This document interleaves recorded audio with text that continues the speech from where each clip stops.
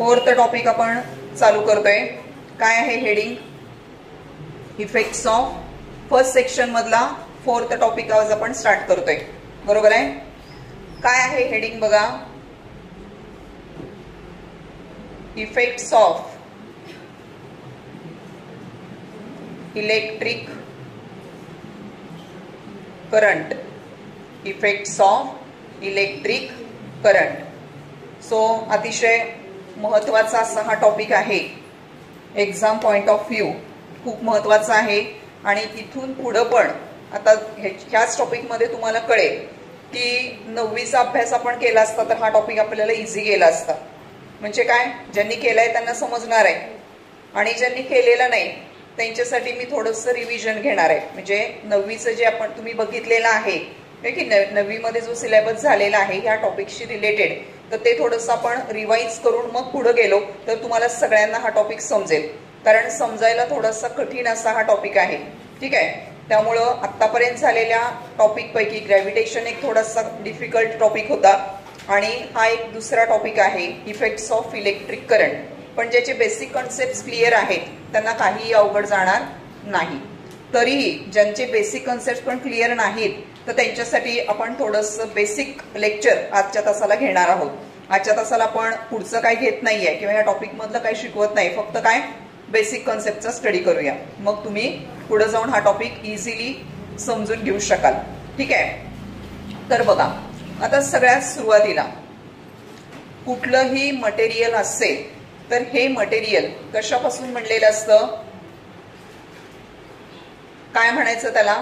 तर that material किंवा that matter it is made up of the atoms. काय म्हणतो आपण त्याला? ॲटम्स म्हणतो. किंवा त्या ठिकाणी जे इलेमेंट्स आहेत, बरोबर, तर elements they are made up of atoms. Elements they are made up of atoms. आता काही एक्झाम्पल्स बघा. ठीक आहे, आता कुठलाही ॲटम असेल, ॲटमचं स्ट्रक्चर कसं आहे? फॉर एक्झाम्पल ॲटमच्या सेंटरला काय असतो? न्यूक्लियस असतो. काय असतो? न्यूक्लियस असतो. बरोबर आहे. न्यूक्लियसच्या सभोवताली काय असतात? वेगवेगळे ऑर्बिट्स असतात, कक्षा असतात. करेक्ट. आता या ज्या कक्षा आहेत न्यूक्लियसच्या सभोवताली काय आहेत? ऑर्बिट्स आहेत. तुम्ही 8व्या इयत्तेमध्ये या ठिकाणी हे जे ऑर्बिट्स आहेत ह्या ऑर्बिटचा स्टडी केलाय. बोर्स ॲटॉमिक मॉडेल तुम्ही स्टडी केलंय. समजण्यासाठी थोडंसं ॲटमचं जे स्ट्रक्चर आहे तर त्याच्यामध्ये बघा सेंटरला काय आहे? न्यूक्लियस आहे. बरोबर. न्यूक्लियसमध्ये 2 प्रकारचे सब ॲटॉमिक पार्टिकल्स असतात. न्यूक्लियसमध्ये 2 प्रकारचे सब ॲटॉमिक पार्टिकल्स असतात. कुठले सब ॲटॉमिक पार्टिकल्स प्रेझेंट असतात न्यूक्लियसमध्ये सांगा? बोला बरं. हां, प्रोटॉन्स अँड न्यूट्रॉन्स. अगदी बरोबर आहे.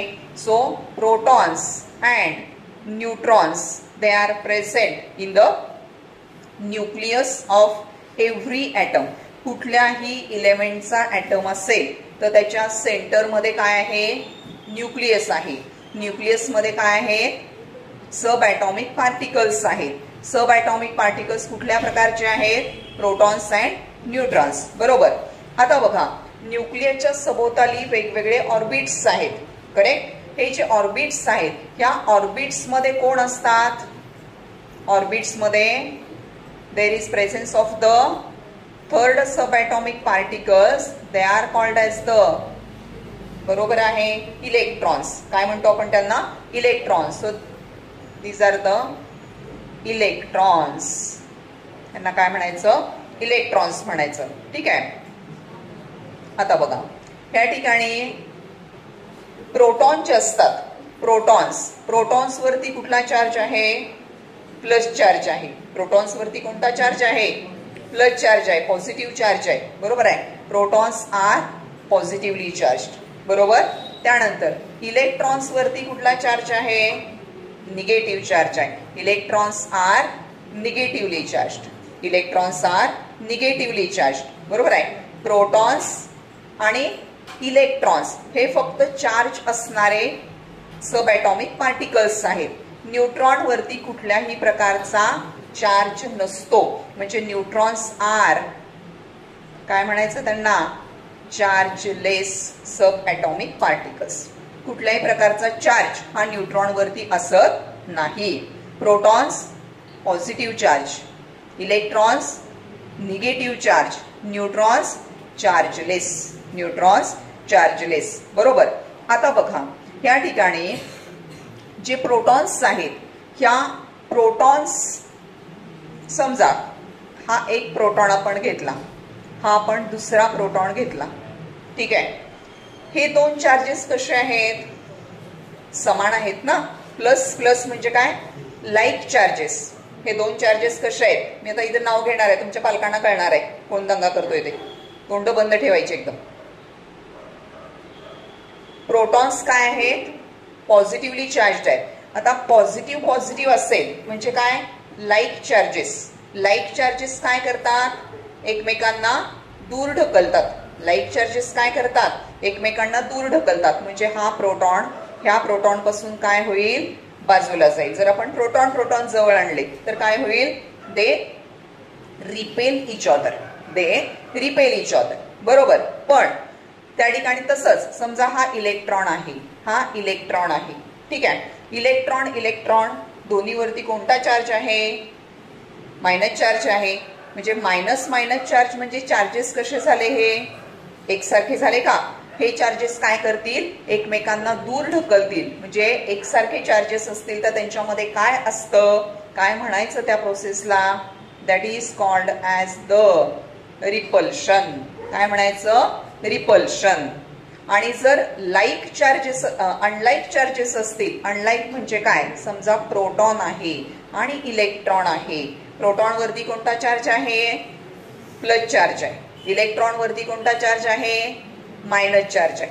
मग प्रोटॉन आणि इलेक्ट्रॉन हे दोन कुठल्या ह्याचे इलेमेंट्स, कुठले चार्जेस असणारे सब ॲटॉमिक पार्टिकल्स आहेत? अपोजिट किंवा वेगवेगळे चार्जेस असणारे सब ॲटॉमिक पार्टिकल्स आहेत. मग त्यांच्यामध्ये काय असेल सांगा मला? Unlike charges attract each other. Unlike charges काय करतात? एकमेकांना अट्रॅक्ट करतात. म्हणजे प्रोटॉन आणि इलेक्ट्रॉन मध्ये काय असेल? There is the attraction. There is the attraction. हे आपल्याला लागणार आहे पुढं. थोडंसं हा बेस चाललाय आपला, की त्या ठिकाणी करंट आपण बघणार आहे. करंट फ्लो होत असताना कशा पद्धतीने इलेक्ट्रॉनची मुवमेंट होते, मग इलेक्ट्रॉनची मुवमेंट का होते, ती पॉझिटिव्ह कडेच का होते, तर हे त्याच्यासाठी हे लागणार आहे. म्हणून साठी हे थोडंसं लक्षात घ्या, ठीक आहे. आता बघा ह्या ठिकाणी इलेक्ट्रिक चार्ज जो आहे, या इलेक्ट्रिक चार्जचं एसआय युनिट काय आहे बघा? एसआय युनिट ऑफ, हे काय आहेत? चार्जेस आहेत. These are the charges. बरोबर. ह्या चार्जचं SI unit of electric charge माहिती आहे का कोणाला? त्याच्यासाठी म्हटलं 9वीचा अभ्यास थोडा ज्यांनी केलाय त्यांना माहिती आहे का बघा? आठवतंय का कोणाला? हा, इलेक्ट्रिक चार्ज त्याचं एसआय युनिट काय माहिती आहे? नाही माहिती. कुलोम. ऐकलाय का शब्द? कुलोम. हा, SI unit of electric charge is coulomb. आता हे काय आहे म्हणणार? कुलोम काय? तर बघा फिजिक्समध्ये ज्या फिजिकल क्वांटिटीज आहेत, बऱ्याचशा फिजिकल क्वांटिटीजना जे युनिट्स दिलेले आहेत, हे युनिट्स त्या ठिकाणी ज्या सायंटिस्टनी ते डिस्कवर केलेलं होतं त्यांच्या सन्मानाप्रित्यर्थ ते युनिट्स तिथं त्यांना दिलेले आहेत. तर मग हे कुलोम काय आहे? It is the name of the scientist. It is the name of the scientist. तर सायंटिस्टच्या नावावरून चार्जला युनिट काय दिलेलं आहे? कुलोम असं युनिट दिलेलं आहे. आपण त्याला काय लिहू शकतो? सिम्बॉल काय वापरायचा? सी. सिम्बॉल काय वापरायचा? C. Capital C is the coulomb. Okay. आता बघा या ठिकाणी हे जे चार्जेस आहेत म्हणजे पॉझिटिव्हली चार्ज प्रोटॉन्स आहेत, बरोबर, निगेटिव्हली चार्ज इलेक्ट्रॉन्स आहेत. मग हे जे पॉझिटिव्ह आणि निगेटिव्ह चार्ज प्रोटॉन्स आणि इलेक्ट्रॉन्स आहेत, तर त्याची किंमत किती आहे किंवा एका इलेक्ट्रॉन वरती असणारा चार्ज किती, एका प्रोटॉन वरती असणारा चार्ज किती, हे देखील माहिती असणं गरजेचं आहे. बरोबर. तर बघा या ठिकाणी charge on 1 electron, charge on 1 electron, 1 electron वरती असणाऱ्या चार्जची किंमत किती आहे बघा. तर -1.6 इंटू -1.6 इंटू 10⁻19 कुलोम किती व्हॅल्यू आहे. -1.6 इंटू 10⁻19 कुलोम कशावरती असणारा चार्ज आहे. हा इलेक्ट्रॉन वरती असणारा चार्ज आहे. एका इलेक्ट्रॉन वरती असणारा चार्ज आहे. बरोबर. आता बघा एका प्रोटॉन वरती किती चार्ज आहे. इलेक्ट्रॉन वरती मायनस चार्ज आहे. बरोबर. प्रोटॉन वरती प्लस चार्ज आहे. प्रोटॉन वरती प्लस चार्ज आहे. मग charge on proton, charge on proton तेवढाच आहे. फक्त मायनसच्या ठिकाणी काय लिहिणार आहात तुम्ही. प्लस लिहिणार आहात. म्हणजे 1.6 इंटू 10⁻19 कुलोम इथं मायनस प्लस तेवढाच चार्ज आहे. फक्त इलेक्ट्रॉन निगेटिव्हली चार्ज आहेत, प्रोटॉन्स पॉझिटिव्हली चार्ज आहेत. मग हा चार्ज लक्षात आला का तुमच्या. बघा हा कोणावरती असणारा चार्ज आहे. एका इलेक्ट्रॉन वरती आणि एका प्रोटॉन वरती असणारा हा एवढा चार्ज आहे. ठीक आहे. आता बघा या ठिकाणी करंट, करंट कशाला म्हणायचं थोडस त्याचं आपण बघूया. ठीक आहे. करंट. आता आपण करंट म्हटलं की तुमच्या डोळ्यासमोर फक्त एकच करंट येतो. कुठला. Electric current. काय येतो. करंट म्हटलं की फक्त एकच करंट येतो. तो म्हणजे काय जाधव. इलेक्ट्रिक करंट येतो. बरोबर आहे. आता इलेक्ट्रिक करंट फक्त करंटचा अर्थ मराठीमध्ये काय. करंट म्हणजे प्रवाह. करंटचा अर्थ काय प्रवाह. मग मला सांगा पाणी एका ठिकाणाहून दुसऱ्या ठिकाणी वाहतंय. बरोबर. त्याला काय म्हणतो आपण. Water current. काय म्हणतो त्याला आपण. वॉटर करंट म्हणतो. ठीक आहे. त्यानंतर हवा एका ठिकाणाहून दुसऱ्या ठिकाणी हवा जाते त्याला काय म्हणतो आपण. विंड करंट किंवा एअर करंट. बरोबर आहे. म्हणजे त्या ठिकाणी जे ऑब्जेक्ट हे फ्लो होतं त्याला काय म्हणतो आपण. ते काय प्रोड्यूस करतं. करंट. करंट म्हणजे फक्त शॉक लागणं वगैरे असं डोक्यामध्ये घ्यायचं नाही. करंट म्हणजे काय तर करंटचा अर्थ आहे प्रवाह. करंट म्हणजे काय प्रवाह. ठीक आहे. आता बघा आपण त्या ठिकाणी इलेक्ट्रिक करंट जो आहे हा कशा पद्धतीनं मूव्ह होणार आहे, कुठल्या दिशेला तो मूव्ह होणार आहे ह्याची थोडीशी माहिती घेणार आहोत. ठीक आहे. तर आता बघा या ठिकाणी समजा काय केलं तर ही एक अशी तांब्याची तार घेतली किंवा मेटलचा एक असा रॉड घेतला. ठीक आहे. सगळ्यांचं लक्ष इकडं पाहिजे. मेटलचा एक रॉड घेतला. ठीक आहे. आता समजा हा लोखंडाचा रॉड आहे इथं. ठीक आहे. मी ह्याला टच करते. मला शॉक बसतोय नाही बसत आहे. बसतोय का नाही बसत. कुठलीही लोखंडाची वस्तू आहे. आता ते बघा हे टेबल आहे ह्याला खाली लोखंडी रॉड आहेत. बरोबर. त्याला आपण पकडलं त्याला शॉक बसतोय नाही बसत. पण तेच आपण काय केलं की हा जो रॉड आहे ह्या रॉडला आपण काय केलं तर बॅटरीला त्याची 2 टोकं जोडली. एक सेल घेतला. ठीक आहे. सेल घेतला आणि हा जो सेल आहे हा सेल त्याची 2 टोकं वायरच्या साह्यानं. मी तर सेल काढू का. हे बघा हा आपण असा सेल घेतला. ठीक आहे. सेल माहिती आहे ना सगळ्यांना बॅटरीचा सेल. तर इकडचं जे टोक आहे हे पॉझिटिव्ह आहे आणि इकडचं जे टोक आहे ते निगेटिव्ह आहे. ठीक आहे. आता बघा याला काय केलं मी तर जोडलं. जोडल्यानंतर ही जर वायर ओपन असेल, ओपन म्हणजे त्याच्यावरती कशाचंही कोटिंग नाहीये, फक्त अशी तांब्याची तार घेतलेली आहे. ठीक आहे. आणि त्याला तुम्ही स्पर्श केला तर काय होणार आहे तुम्हाला करंट बसणार आहे. बरोबर का. मग आता काय झालं बरं इथं करंट का बसला तुम्हाला तर त्याचं मेकॅनिझम आपण बघणार आहोत. ठीक आहे. तर आता लक्ष द्या इकडं. हे बघा इथं लिहिते आता मी हे बघा, सुरुवातीला आपण काय केलंय, फक्त ही अशी तांब्याची तार घेतली, ठीक आहे, किंवा लोखंडाचा रॉड घेतलाय, काहीही मेटल घ्या. Metals are the good conductors of electricity. हे तुम्ही शिकलेला आहात. Metals are the good conductors of electricity सगळ्यांना माहिती आहे.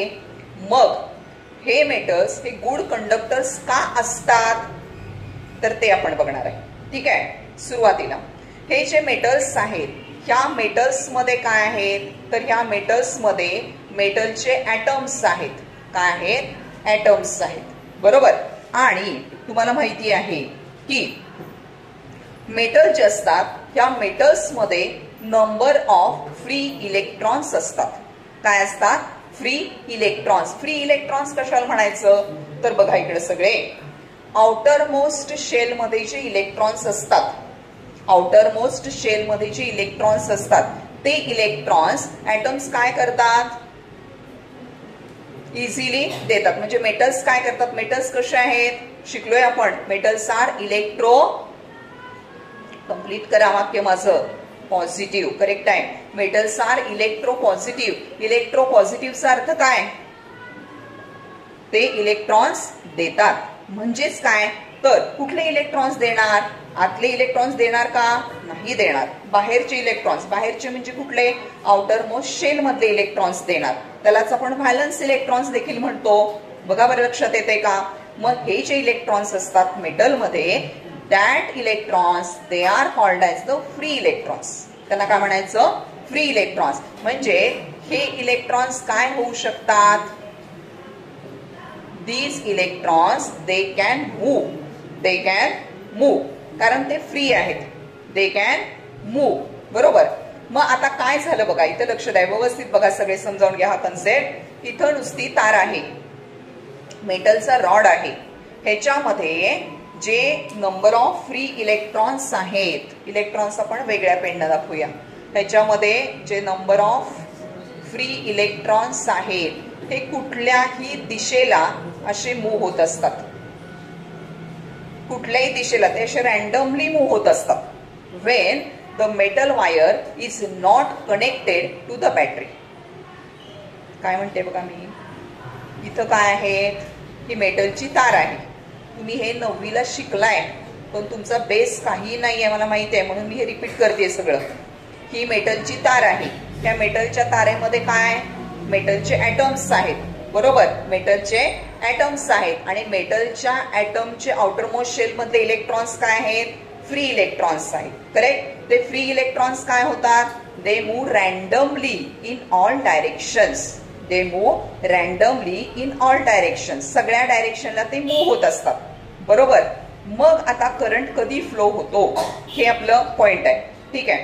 काय होतं बघा, ह्या ठिकाणी ज्या वेळेला आपण याला बॅटरीला किंवा सेलला कनेक्ट करतो, ठीक आहे, इकडे काढते मी डायग्राम थोडी मोठी. हे बघा, this is the metal wire, correct. ह्या मेटल वायर मध्ये काय आहेत? मेटलच्या इलेमेंटचे काय आहेत? ॲटम्स आहेत. ॲटम्स आहेत, बरोबर. आणि त्याच्यामध्ये दुसरं काय आहे?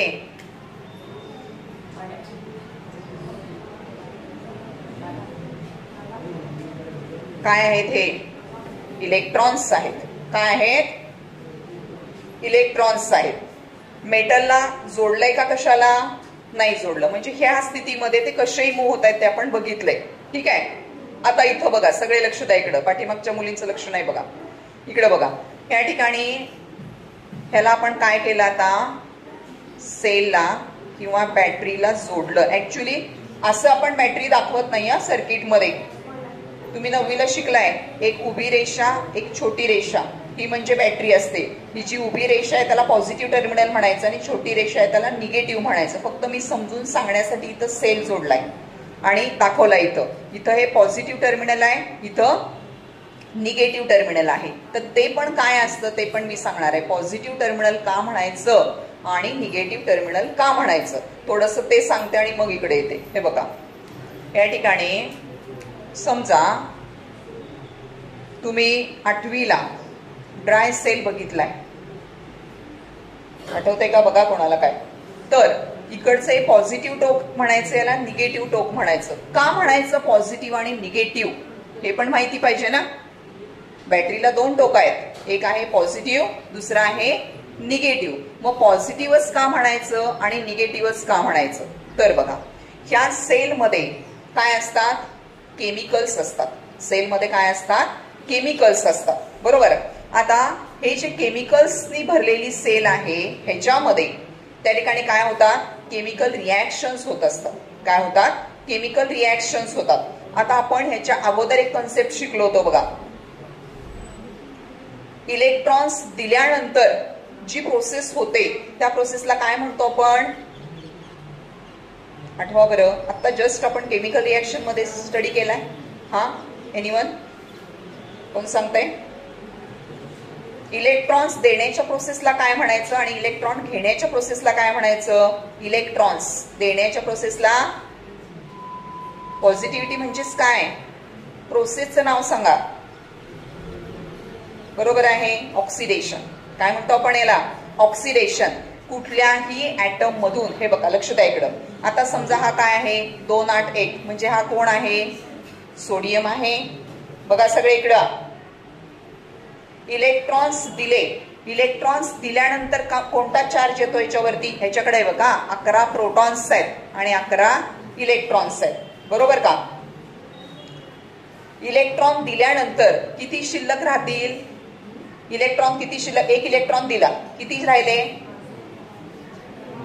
10 राहिले ना, 10 इलेक्ट्रॉन्स. म्हणजे इथं एक चार्ज काय झालाय, वाढलाय.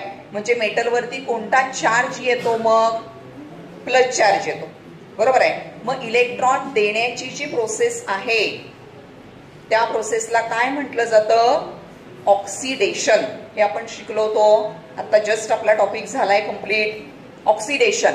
मग इथं काय होतं बघा, ह्याला पॉझिटिव्ह टर्मिनल का म्हणायचं, तर इथं केमिकल रिॲक्शन्स होतात आणि इथं पॉझिटिव्ह चार्जेस गोळा होतात.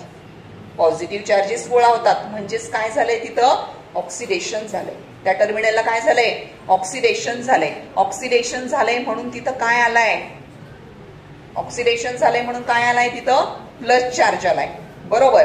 आणि ह्या टर्मिनलला काय झालं असेल, मग रिडक्शन झालं असेल ना. रिडक्शन म्हणजे काय, इलेक्ट्रॉन घेण्याची प्रक्रिया, गेन ऑफ इलेक्ट्रॉन. ऑक्सिडेशन म्हणजे काय, लूज किंवा लॉस, लॉस ऑफ इलेक्ट्रॉन, बरोबर. लॉस ऑफ इलेक्ट्रॉन म्हणजे ऑक्सिडेशन. आणि इथं इलेक्ट्रॉन्स घेतले, reduction, gain of electron. Gain of electron that is called as the reduction. आता मला सांगा, इथं इलेक्ट्रॉन्स घेतलेत या टर्मिनलला, म्हणजे तिथं मायनस चार्ज जमा झालाय. जाधव हकलून दिला मी, मायनस चार्ज जमा झाला या टर्मिनलला, बरोबर. म्हणजे या ठिकाणी काय झालंय, रिडक्शन झालंय. म्हणून ह्या टर्मिनलला काय म्हणायचं, निगेटिव्ह टर्मिनल. कुठलाही सेल घ्या तुम्ही, त्याच्यावरती दिलेलं असतं इकडं प्लस आणि इकडं मायनस. मग या रिॲक्शन्स कधी होतात, ज्या वेळेला तुम्ही त्या ठिकाणी ह्या सेलला इथं जोडला त्यावेळेला ते रिॲक्शन्स घडून येतात. इकडं पॉझिटिव्ह टर्मिनल तयार होतो, इकडं निगेटिव्ह टर्मिनल तयार होतो, ठीक आहे. चार्ज लेवलमध्ये इथं डिफरन्स आला, चार्ज लेवलमध्ये काय आला, डिफरन्स आला. पॉझिटिव्ह चार्ज त्याला हाय पोटेन्शियल म्हणायचं. आता हे पोटेन्शियल काय आहे, पोटेन्शियल डिफरन्स काय आहे ते देखील मला थोडंसं तुम्हाला सांगावं लागेल. हे देखील 8वीच्या पुस्तकामध्ये होतं. मी का सांगते, बेस पक्का असेल तर पुढे येतं. तर 8वीच्या याच्यातला थोडासा एक कन्सेप्ट सांगते, लक्षात घ्या इकडे सगळेजण. हे बघा,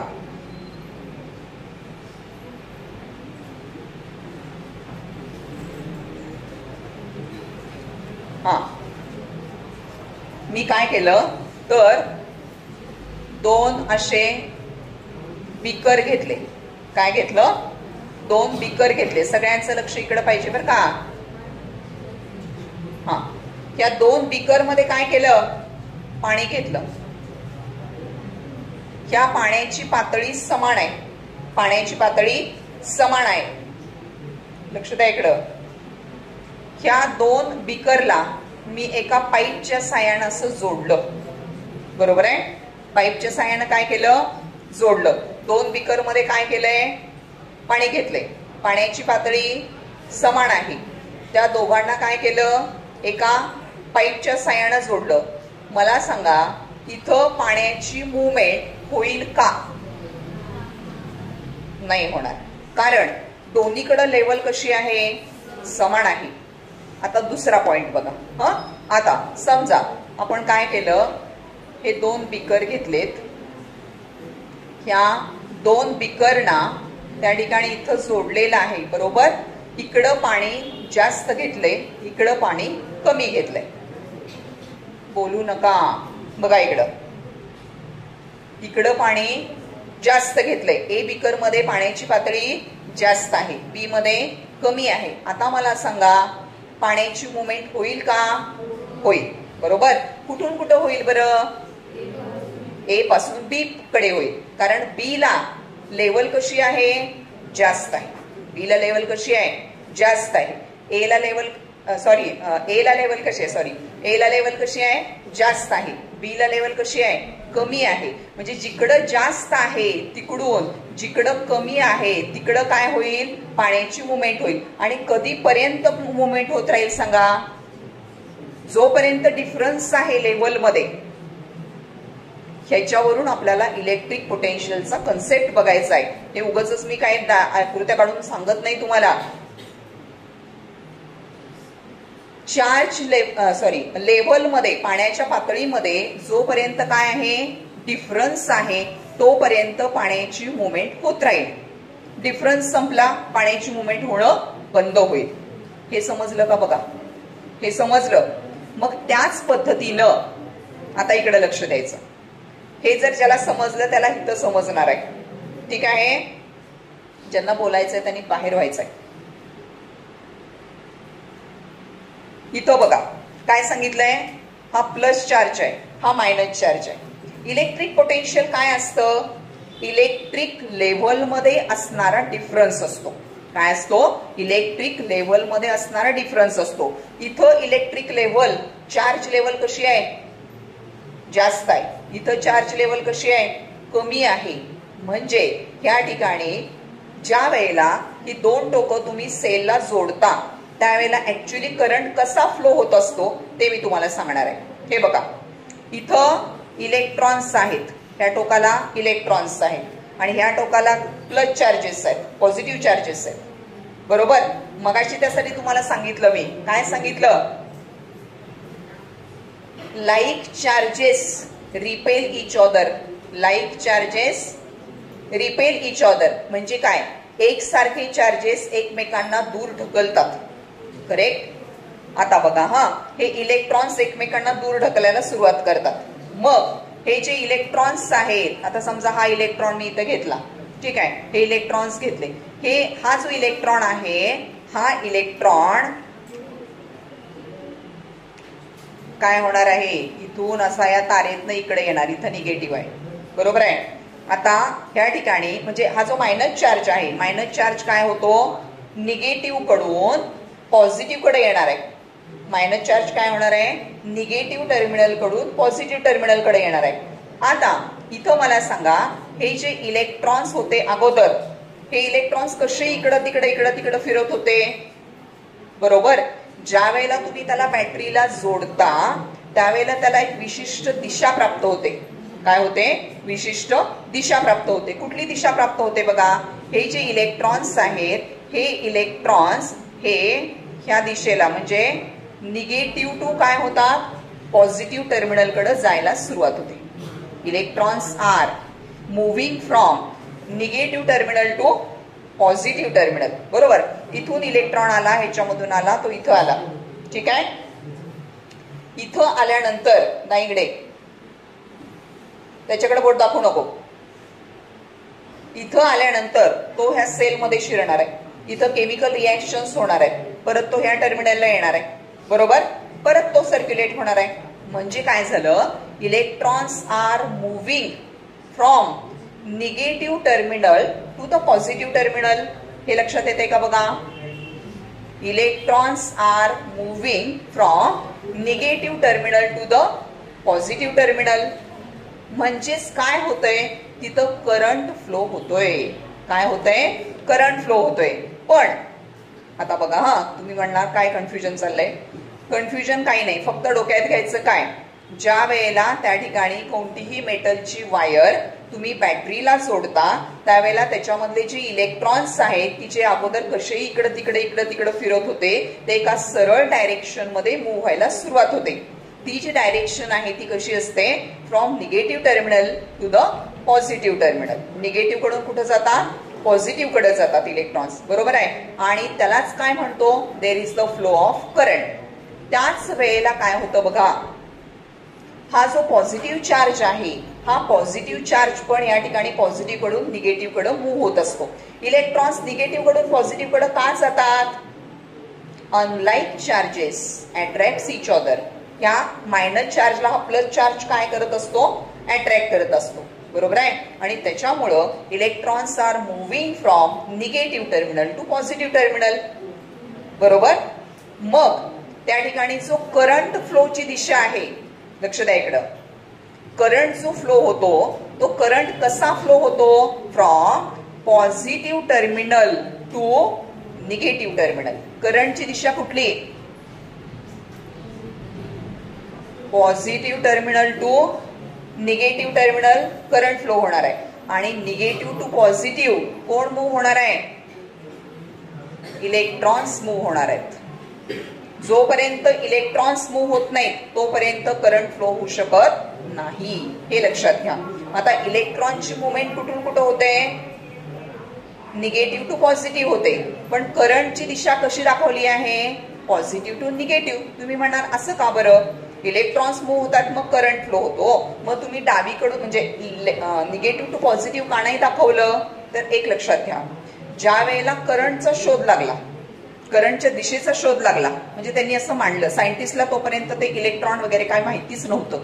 जे इलेक्ट्रॉन्स फ्लो होत आहेत म्हणून करंट फ्लो होतं हे माहिती नव्हतं. मग त्यांनी काय सांगितलं, पॉझिटिव्ह चार्जच्या मुवमेंटच्या दिशेनुसार त्यांनी काय केलं, करंटची दिशा डिसाईड केली. म्हणून conventional direction of electric current, conventional म्हणजे काय, मांडलेली, सांकेतिक.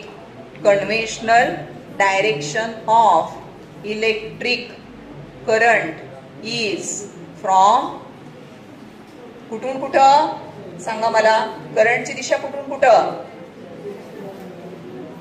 Positive terminal to negative. From positive terminal to negative. हे लक्षात आलं का सगळ्यांच्या. काय सांगितलं बघा, मी दोन गोष्टी सांगितल्या इथं. काय सांगितलं, कोणताही कंडक्टर असेल त्या कंडक्टरला तुम्ही बॅटरीला जोडलं तर त्या कंडक्टर मध्ये जे इलेक्ट्रॉन्स आहेत त्या इलेक्ट्रॉनची काय व्हायला लागते, मुवमेंट व्हायला लागते. कुठून कुठं मुवमेंट होते सांगा, electrons are moving from negative terminal to the positive terminal. At the same time current moves from positive terminal to the negative terminal. बरोबर. ह्या दोन गोष्टी लक्षात आल्या का सगळ्यांच्या, हे मला फक्त इथं सांगायचं आहे. मग हे का मुवमेंट होते, there is the difference in the level of charges. Positive terminal म्हणजे काय, हाय पोटेन्शियल. निगेटिव्ह टर्मिनल म्हणजे काय, लो पोटेन्शियल. जो म्हणून हे आपण काढलं इथं ना, high potential to low potential movement होत असते, आपल्याला माहिती आहे. मग इथं करंट पण काय होणार आहे, त्याच पद्धतीने मूव्ह होणार ना, high potential to low potential. येते का लक्षात. सो आता इथं जो पोटेन्शियल मध्ये असणारा डिफरन्स आहे त्याला म्हणायचं आहे पोटेन्शियल डिफरन्स. काय म्हणायचं, पोटेन्शियल डिफरन्स. बघा तो कन्सेप्ट आपल्याला इथं, पोटेन्शियल डिफरन्स. पोटेन्शियल डिफरन्स म्हणजे काय, difference in the charge level.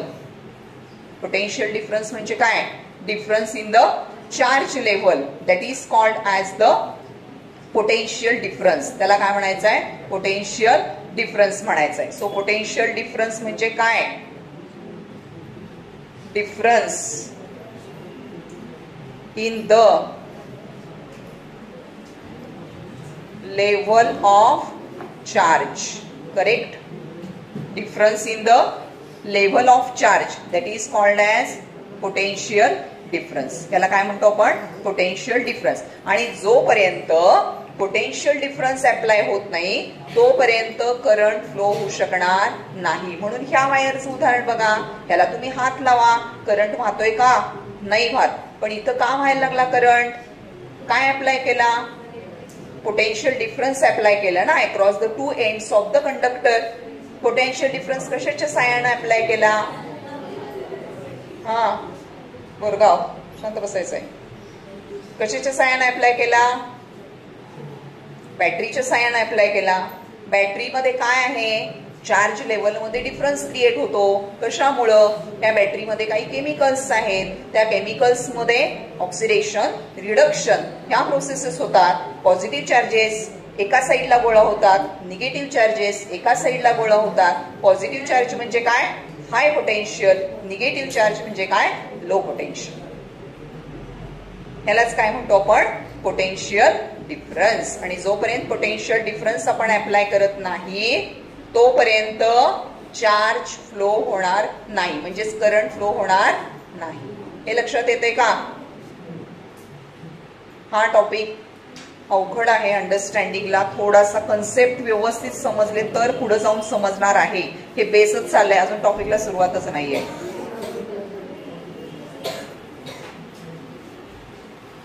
काय समजलं इथपर्यंत? आज आपण एक कन्सेप्ट बघितलाय. काय? Electric current. इलेक्ट्रिक करंट कशाला म्हणायचं बघा. Electric current it is defined as charge passing through a conductor in unit time. आता करंट आपण बघितला ना. करंट फ्लो होतो म्हणजे काय फ्लो होतोय? चार्ज फ्लो होतोय. करंट फ्लो होतो म्हणजे काय फ्लो होतोय? चार्ज फ्लो होतोय ना. Charge passing through the conductor in unit time. Unit time म्हणजे काय? एकक कालावधीमध्ये. समजा, लक्ष द्या इकडे सगळे, ह्या कंडक्टर मध्ये आपण हा एक असा रिजन कन्सिडर केला, एवढा असा आपण पट्टा कन्सिडर केला. ठीक आहे? ह्या रिजन मधून एका सेकंदामध्ये किती चार्ज पास होतो? एका सेकंदामध्ये किती चार्ज पास होतो तेवढ्या रिजन मधून? That is called as the electric current. त्याला काय म्हणायचं? Electric current. म्हणजे काय? इलेक्ट्रिक करंटची व्याख्या काय? Charge passing through a conductor in unit time. हे बघा, electric current. Electric current, charge passing through the conductor in unit time. बघा बरं इकडे सगळे, बोलू नका.